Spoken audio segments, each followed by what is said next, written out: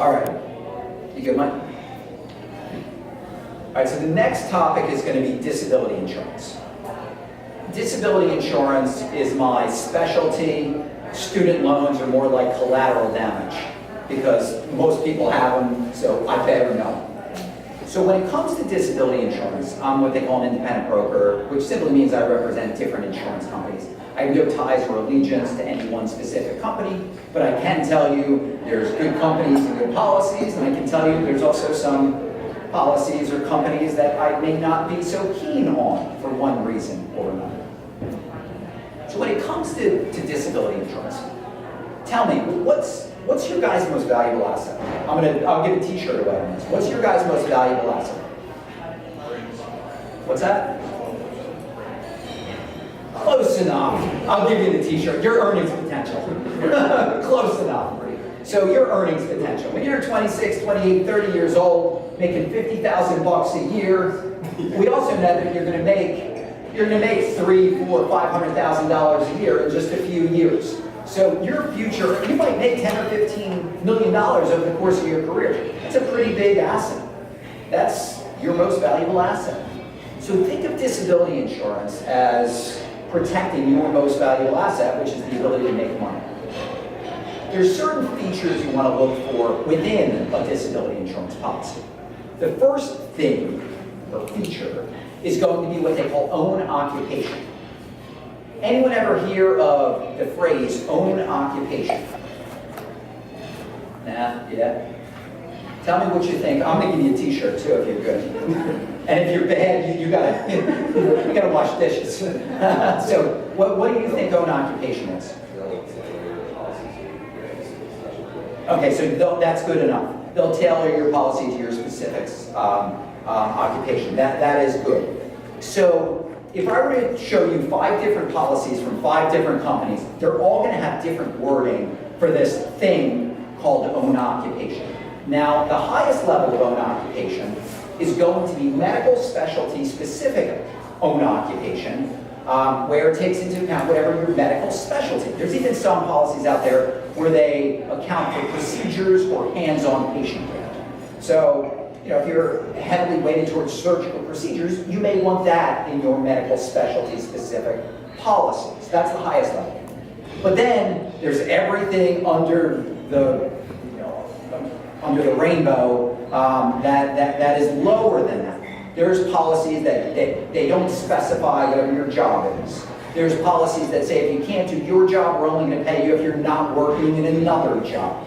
Now, is there anyone in here that wants a policy that says if you can't do your job, we're only going to pay you if you're not doing another job? They're out there, trust me. The lowest level, which I can't even call it own occupation because it's not, but the lowest level is what they call any gainful occupation. Any gainful occupation is typically what I see in group disability insurance policies. And I'll talk a little bit more about group insurance policies in just a couple of minutes. But when a policy says, if you can perform the duties of any gainful occupation, you run as fast as you can, like the police is chasing. Because, think about it, if you can fog this glass, you can't collect on that any gainful occupation policy.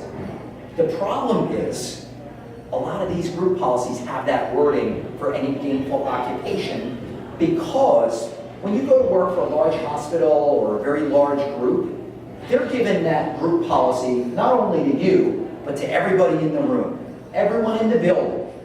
And they know that there's going to be people that would have some pre-existing medical conditions that would otherwise preclude them from getting a good individual policy. So they're essentially bringing on the good, the bad, and the ugly with those group policies. As such, they got to scale back the wording on those policies to make them virtually impossible to collect on in some scenarios. So a lot of times you'll think, oh, I don't need this group policy because, I don't need the individual policy because I'm going to work and they give me this group policy and it covers me for $10,000 or $15,000 a month, so I'm good. Well, you got to peel back the layers of the onion, or you should actually have an insurance professional peel back the layers of the onion, because it would be like one of you guys handed me an MRI and say, hey Jay, do you mind reading this MRI for me? Well, my eye is trained to read these policies. Your eye is not trained to read these policies. So who in here, I know we have a number of people from the University of Pennsylvania. Who in here is affiliated with Penn right now? Okay. Anyone that make a job for University of Pennsylvania afterwards? Maybe not. Any idea what the University of Pennsylvania, not the CPUP, anyone, any idea what the University of Pennsylvania policy says? It says, number one, it only covers you for $7,500 a month, which is taxable. Number two, they don't pay out for partial claims, which most claims either start or end as a partial claim. Number three, they say after 24 months, if you can perform the duties of any gainful occupation, you would not be eligible to collect on this policy. Anyone want that policy?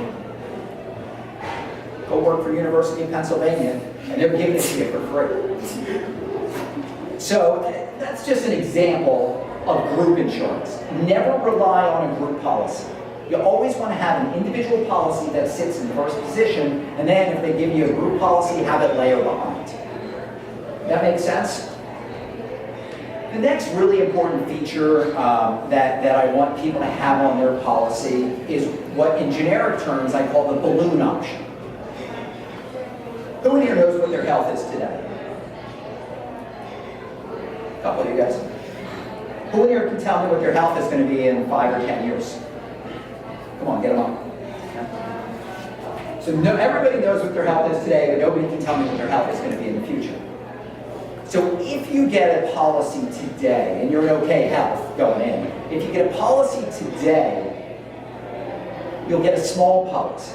But there's going to be a feature on that policy that allows you to increase that small policy to a larger policy at a later date without having to answer any medical questions. Based upon whatever your health is today, you're putting the insurance company on the hook to give you more coverage at a later date. No questions asked. That is super important because nobody knows what their health is, and by getting that policy now, you're putting them on the hook to give you more coverage later. So that's a really important feature. And with all, as it is with own occupation, these balloon options, different companies have different limitations and rules and requirements and mandates on these things. So just because somebody says the policy's got this feature, doesn't mean it's good. Who in here is going to work or contemplating going to work in Florida, California, Arizona, or Nevada?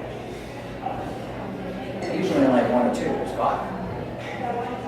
So when you get a policy, you're going to pay for the policy based upon the state that you get the initial policy in. Those states have different pricing or different policies. Not in a good way. So you get yourself a policy when you're in Jersey or PA, you put it in your pocket, and then you pack up the U-Haul and get out of here. Don't wait until you get there and say, hey Jay, I just moved to California, I'm working at Kaiser, you know, it's great, I love hanging out here in LA, the beaches are great. Oh, by the way, I know you told me I should have got my policy, but it slipped my mind. I was thinking of California.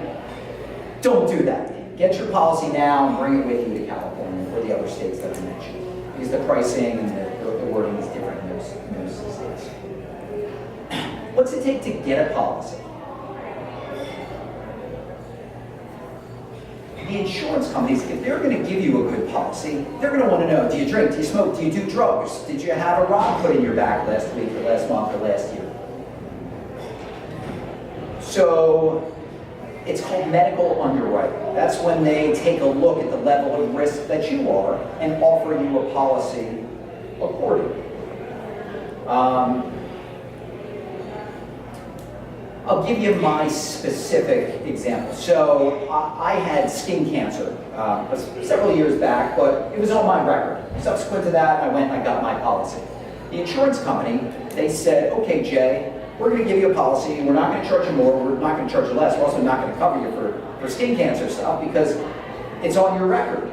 But if you come back to us in a couple of years and you show that you go for derm checkups every 6 months, every year, whatever it was, we're going to stick that back on the policy for you because a certain amount of time has elapsed. That's what they call an exclusion, where they don't cover you for a certain thing. That happens. I mean, that's really one of the main reasons why you want to get a policy as soon as you possibly can, because the chances that you go to the doctors in the future, it's only a matter of time before we all go to the doctors. But you want to get that super small policy now and put the insurance company on the hook to give you more coverage at a later date based upon whatever your cut is in. And these policies, you're not going to go broke buying a disability insurance policy as a resident or fellow. Oftentimes you can get in the door for $60, $80, $100, $120 a month. You're not going to go broke. And in doing so, you're going to put the insurance company on the hook for more coverage at a later date without having to answer any medical questions. One of the things that I passed around, it's a little questionnaire. If anybody wants to block out time on an individual basis, after, not tonight clearly, but if anybody wants to block out time with me to talk about loans, insurance,